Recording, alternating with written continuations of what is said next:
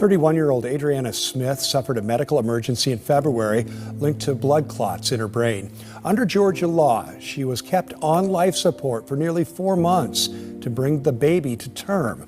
The hospital delivered her baby by emergency C-section on Friday, and Adriana was taken off life support yesterday. Adriana's mother says she's trying to stay strong for her grandchildren, and as baby Chance fights for his life. He's fighting. He's in the NIC unit. He's about 1 pound, 13 ounces. And he's expected to be okay. He's just fighting. We just want prayers for him. Just keep praying for him. He's here now. Shouldn't be burying my daughter. My daughter should bury me. Along with the newborn, Adriana leaves behind a 7-year-old son. Hey ladies, welcome back to Somebody Come Listen to This podcast. This is Nava, and I wanted to come and just touch on this topic one last time. This is a topic that I cannot talk about too long without crying. So I just wanted to come back and let y'all know some of the responses that men were having about Adriana Smith's story and death. I truly believe that if men don't wake up and stand up right now and start fighting for women's rights with women, we are on a really fast track to extinction, because women are seeing that men are not fighting for us right now in any kind of way that is helping us. There are so many laws that are being changed that are affecting us, and she is a prime example.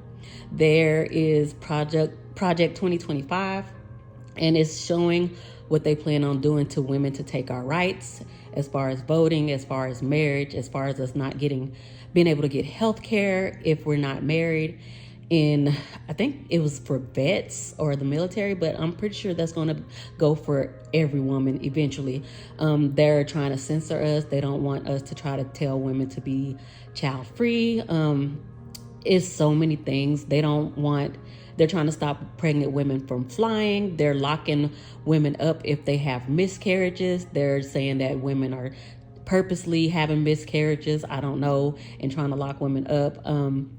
They are trying not to let women vote if they're not married. I don't know if I said that or not, but I don't know. Y'all, I've made a few videos talking about these things. So if y'all haven't heard about all of these laws that are being made to affect women, and if y'all don't know why a lot of women are refusing to have kids right now, please go back and watch some of my older videos. But yeah, the men are coming out and speaking. But if we don't have more men speaking out against the patriarchy and standing up for women's rights, we are going to go extinct really, really quick. I don't think women are going to have this. Women are not going to go back 100 years, 150 years to what it used to be like. Men want to regress, and they want to drag us back to the caves with them.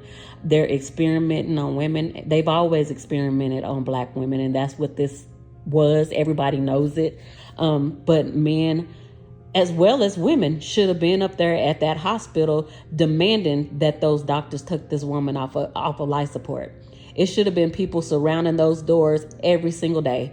It should have been people in her state, at the governor's office, wherever they needed to be, the state capitol, every single day protesting. This is one of many cases that women have died already since the laws have been changed. Women have bled out in parking lots. Women have been turned away when they are miscarrying and got sent home and almost bled out at home. You know, women are being forced to have babies that are missing body parts, that are already seen in the what is the thing? Y'all know, the ultrasound. Women are having babies with hearts growing on the outside. They're forcing women to have these babies. So if men don't care enough for the women in their lives, their sisters, just their mothers, or just anybody that's a woman, just sitting there watching other men do this to us when they are supposed to be protectors. I know they're not protectors naturally, but I know they're stronger than us and they have more of a say-so in a patriarchy. So if they don't stand up with us, they are going to lose a lot of the women that they care for. Whether that is by those women having issues with their kids and going to the hospital and not being able to get help, or whether that's she's getting locked up because she had a miscarriage, or whether she just leaves him because he doesn't see the importance of stepping up and doing more to stop the patriarchy. This is what patriarchy is doing. This is what men are doing. So it's not just going to affect women. It's going to affect everybody in a tremendous way. Like they're like dragging us into a world full of death, like just death and destruction everywhere. So I'm going to get quiet and I'm going to show you ladies what some of the men had to say about this. I probably will not be back on the end. I've said all I need to say, and I will talk to you ladies later. Bye. I don't give a single fuck that baby was born 3 months earlier. And I know y'all don't care about the baby either, because there's always a pattern with you fucks. Every time a baby is born, you forget about the energy and the moral compass you had when you were trying to defend the rights for that baby. You don't care if that baby will grow up poor or not. You don't care if that baby will develop neurological issues because of all the fucking medicine and chemicals they were putting inside of Adriana Smith to keep her corpse from rotting faster, to try to keep the body stable for the baby's so-called delivery. You don't care if that baby will become traumatized when it finds out how he was born. You don't give a single fuck at all. And y'all know this is a horrible, disgusting thing to justify. Because y'all know that you just utilized and exploited a dead black woman for a fucking experiment. For your political, disgusting message, you sick fucks. You do not see us as human. You do not see woman as human. You do not see black woman as human at all. Adriana Smith is supposed to be alive to this day, but because the doctors are just ignoring her problems, being so incompetent, they couldn't identify the fucking blood clots that was going on inside of her. On top of the medical field failing the black woman again, they are now using their dead bodies. And y'all don't give a fuck about it at all. That baby should not have been born. That baby should have passed with her mother. But you guys just dehumanize Adriana and use it for her own fucking message. Words alone cannot describe how much I hate you right-wing fucks. Fuck you to the people who try to justify this and think this is morally okay. And fuck you to the people that come on TikTok with these prompts trying to defend Adriana Smith, that you allow these sick motherfuckers to join your panel and let them spew their anti-black woman rhetoric. Fuck all of y'all.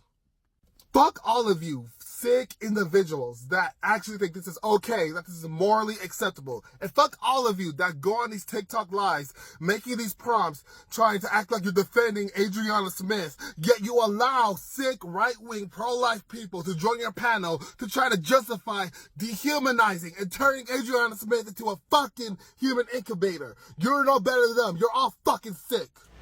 This is where we're at in America. This is where we're at in society. And it's disgusting.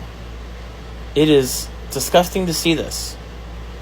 It is disgusting that people, and especially women, don't have a say to their own body. And the fact that a state like Georgia allows this kind of shit to happen is just disgusting. And that's why, once again, I will always stand up for women. I will always take a stand for your rights. I will always try to be one of the loudest voices in the room that I can, because I know as a man the difference between a man and a woman in the sense of what they are allowed to have in America. And unfortunately, there are a lot of men out there who cannot seem to grasp this, but I am very well aware of the privileges I get as a man in this country.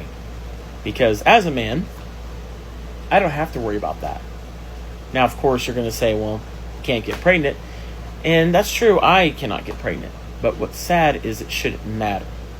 Everyone should have the right to make medical decisions about their own body, especially if they're already legally brain dead.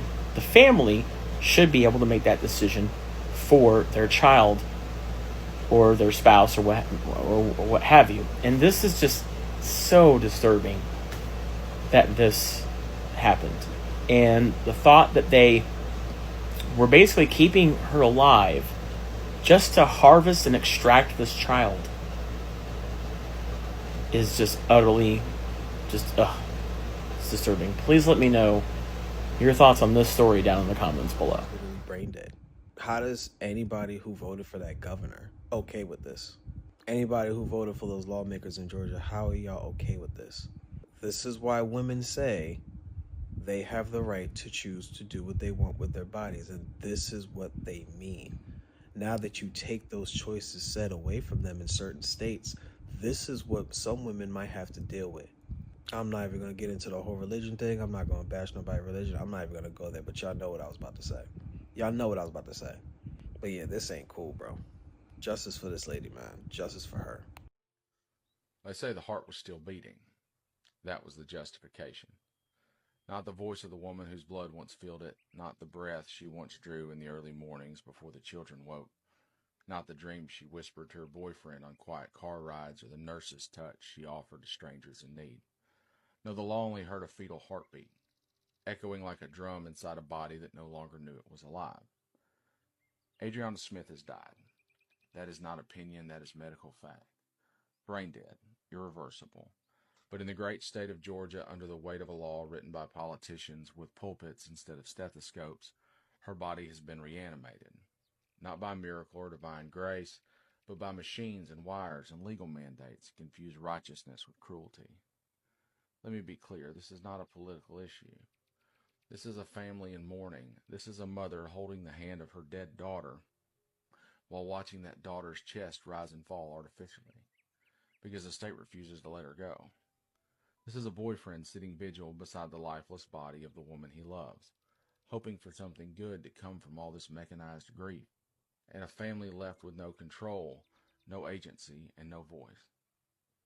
Adriana was a nurse, a mother, a woman, and she deserved to be treated as one in death, not just a vessel. But here we are in 2025, in a state governed not by reason or compassion, but by a grotesque form of necropolitics where a body can be commandeered by law, sustained like a sarcophagus, humming with forced breath because a 6-week-old embryo with a heartbeat was declared by statute a person. There is no decency in this. There is no honor in using the corpse of a mother as an incubator. There is no God in this machine. The fetus, now nicknamed Chance, has been diagnosed with hydrocephalus, fluid on the brain. It may not survive. It may live with severe complications. It may live a life defined from its first breath by pain and pity. But it is not Chance that Georgia is protecting. It is the illusion of moral certainty, the delusion that control equals sanctity, that dominion over death makes you righteous in life. And here in the sterile hallways of Emory University Hospital, lit by the hum of fluorescent lights and the beep of cold monitors, a family is forced to pray, not for life, but for permission to let death be real, to let goodbye be spoken, to let dignity have the final word.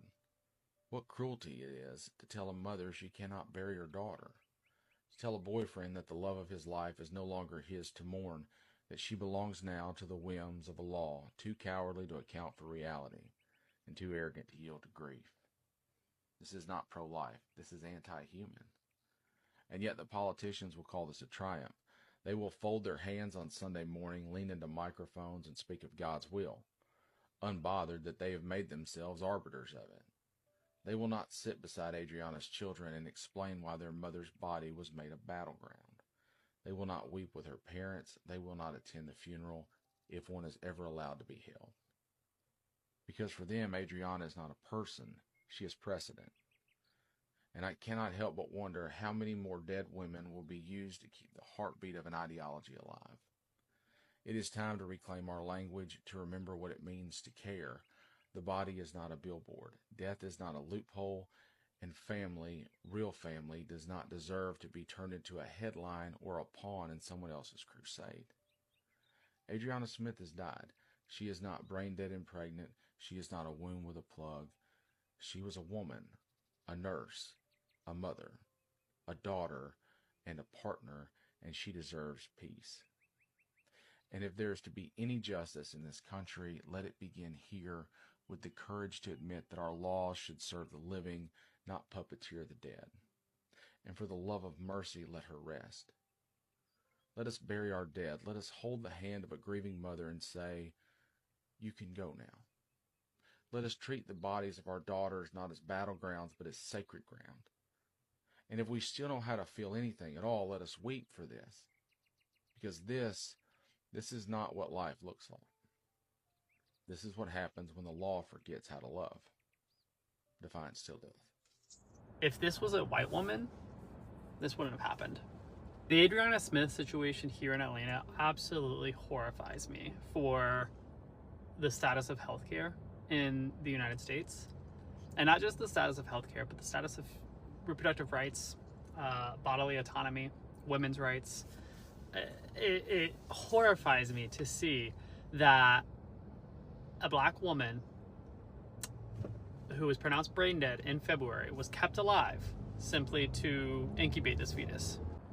The fact that a black woman was kept alive to incubate this fetus beyond and aside from her own wishes, aside from her family's own wishes, the hospital made the decision to keep this woman alive because of legislation here in the United States, here in Georgia.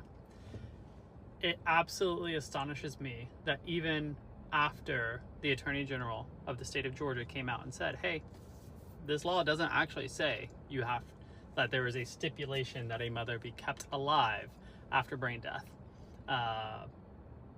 because of, a pregnancy. And honestly, I've done a lot of thinking about the whole situation, and I work in public health, and I work in understanding reasons for medical mistrust, reasons for hesitancy related to medical procedures, vaccinations, things like that.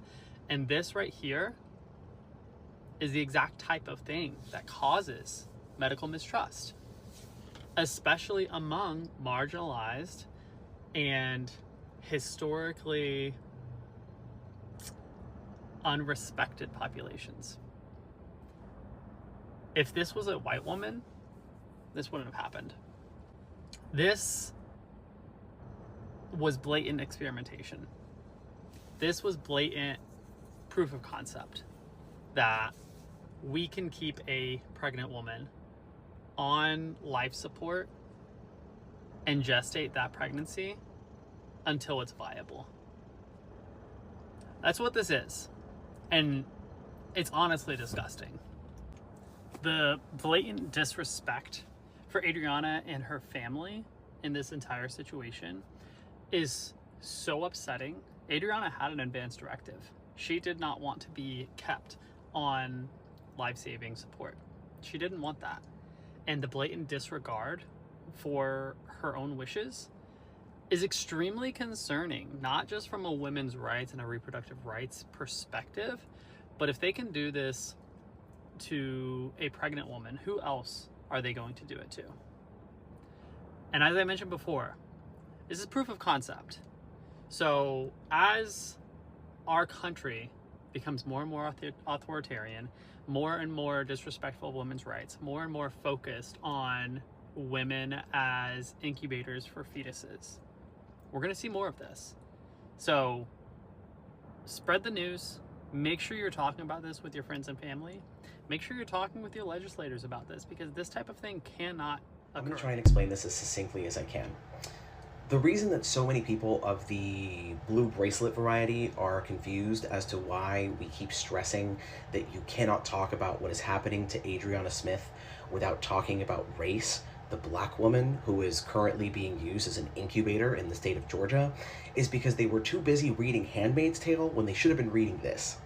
This is a book called Medical Apartheid by Harriet Washington, and it outlines the extremely long and excruciating history of medical experimentation that has been done on black people in the US, but specifically outlining the history of experimentation in a gynecological sense on black women in particular. Whether people want to acknowledge it or not, it's literally just true.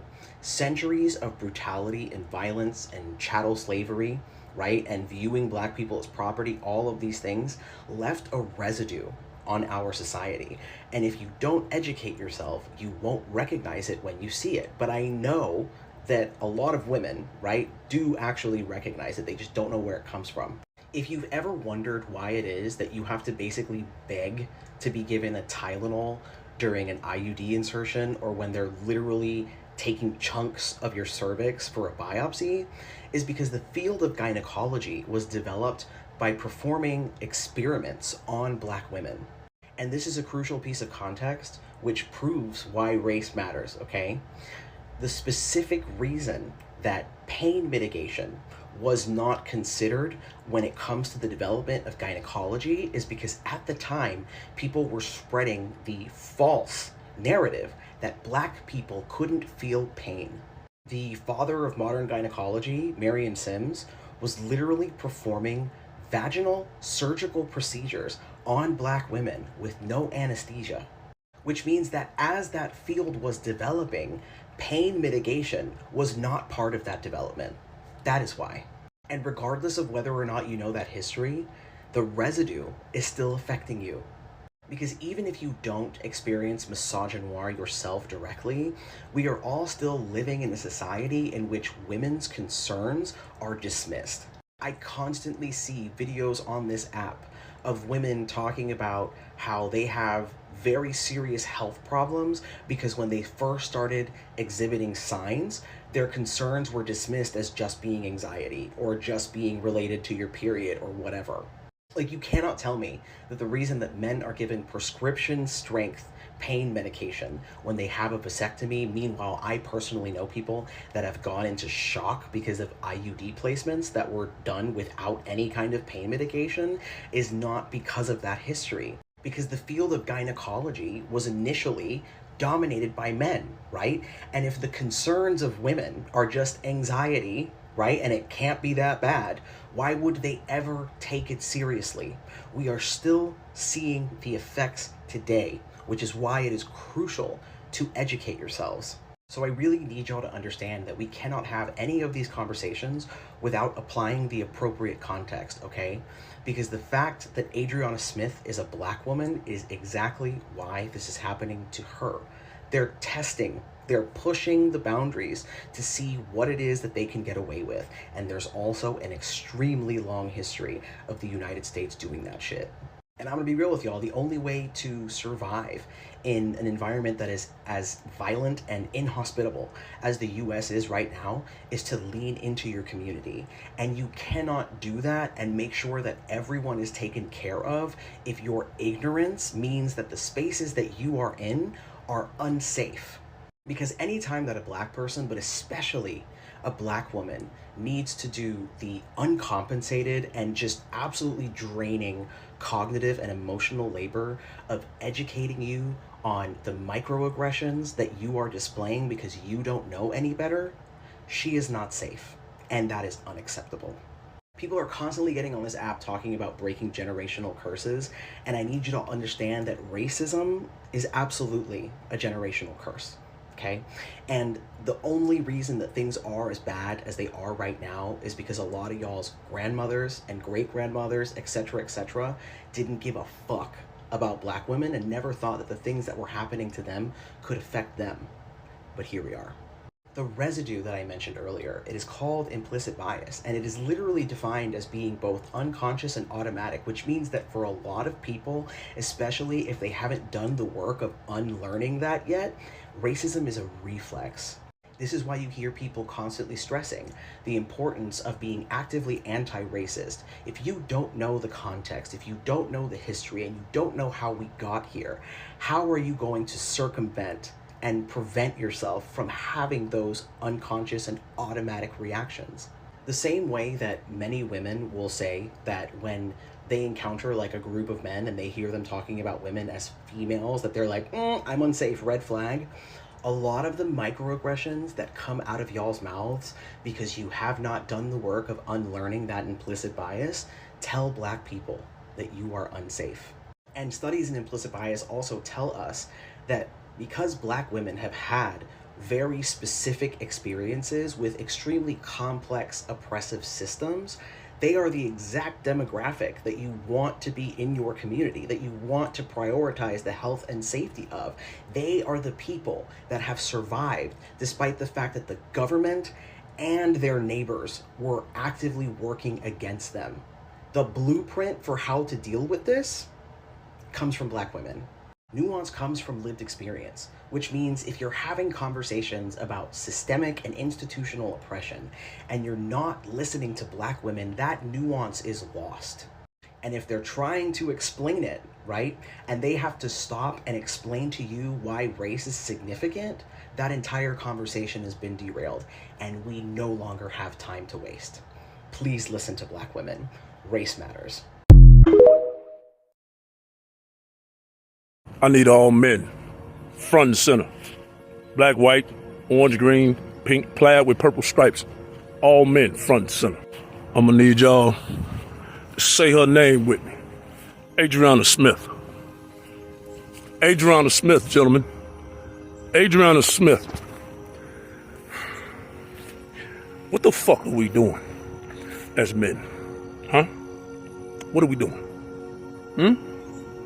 Adriana Smith, her body was mutilated last Friday on the 13th. And a fetus was pulled out of her mutilated body. What the fuck are we doing, huh? Is that what we doing as men? Is that who we are? Have we gotten to the point where we don't like women so much that we will keep their body on a machine for a 1 pound, 13 ounce baby that's probably not gonna live? Is that what we doing? So this who we've become as men. We've become so numb as men to humanity that we would literally force a corpse to incubate a fetus that's not gonna live. We would force a woman beyond her wishes, beyond her family's wishes, to lay there and force her body to hold on to a fucking fetus that probably won't live. And what's worse, the men that run that fucking hospital, they gonna lay the burden of the bill and the baby on her parents and her fiance. Her 7-year-old boy cried over her body for 4 fucking months. What are we doing? Is that who we've become as men? It's bad enough that we brutalize them. I told y'all in a video of the 38 prisons in this state of Georgia where I live now. 34 of them are for men. If you ask me, all 38 of them should be 38 more to lock all us up, me included. Is that what we've become as men? Is this who we are? Is this who we are? I need you motherfucking men to look me in my face and tell me, is this who we are? Don't give a fuck about no families. You don't give a fuck about them babies. I don't want to hear this pro-life shit. You are pro-fetus. You're pro-birth. There's 400,000 kids in foster care. 85,000 of them are black. Don't give a fuck about no kids. There's 60,000 homeless kids in California alone. And we forcing dead women to carry a fetus that's not gonna live. A judge had to rule for Ms. Munoz to be taken off of life support because she was already gone. Pulmonary embolism. She was gone, and Mr. Munoz had to go to court. And the hospital still defied the judge's order because he told them to take her off by the 27th, and they didn't do it till the 29th when they knew they had to go back in front of them. Defiant fuckers. Men. And you niggas like to say, well, it ain't all men. Maybe not. But every fuck time I turn around, it's a man. And I spent 5 years and 10 months around 2,000 of you motherfuckers. Is this who we are? Huh? Is this who we've become? What about our daughters? What about our mothers? I just watched a video of a man who tried to suffocate his 6 month pregnant. His fiancee was 6 months pregnant, and he tried to suffocate her with a pillow because she wanted to get away from his toxic ass. And he threw her on the bed and put a pillow over her face, tried to suffocate her. And she's 6 months pregnant.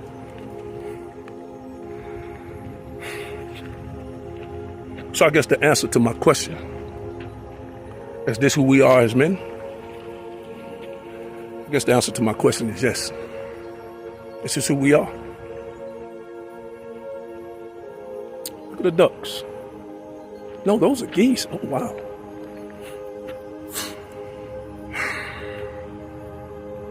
Protect yourself, ladies, because we don't give a fuck about you. Risk. But doctors specifically told them they have no choice. Because legally, this is a gray area. Technically, Adriana isn't a risk to herself. And the doctors feel too much pressure. They don't want to risk, potentially getting a felony. And so they've been advised by lawyers to keep her alive on life support until she can carry the baby to term, which would be at 32 weeks. Remember, this whole thing started at 9 weeks. And as I make this video, Adriana's been on life support for over 90 days. And the thing is, the family says maybe they would have chosen this path. But the fact that they didn't even get a choice is adding so much trauma. They have to pay for these bills at the hospital. The hospital bills are mounting up. Now they're saying that the child has fluid around his brain, but they don't know how much. He might be blind. He might not be able to walk. Adriana has a son that shows up to the hospital with her mother every day, and he's obviously confused. The amount of trauma this poor family has been through.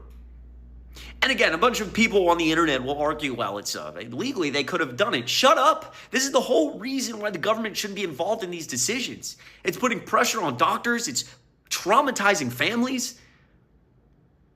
They should be able to honor Adriana's memory, not remember this. It's fucking gross, man. I need to reinstate Roe v. Wade, man.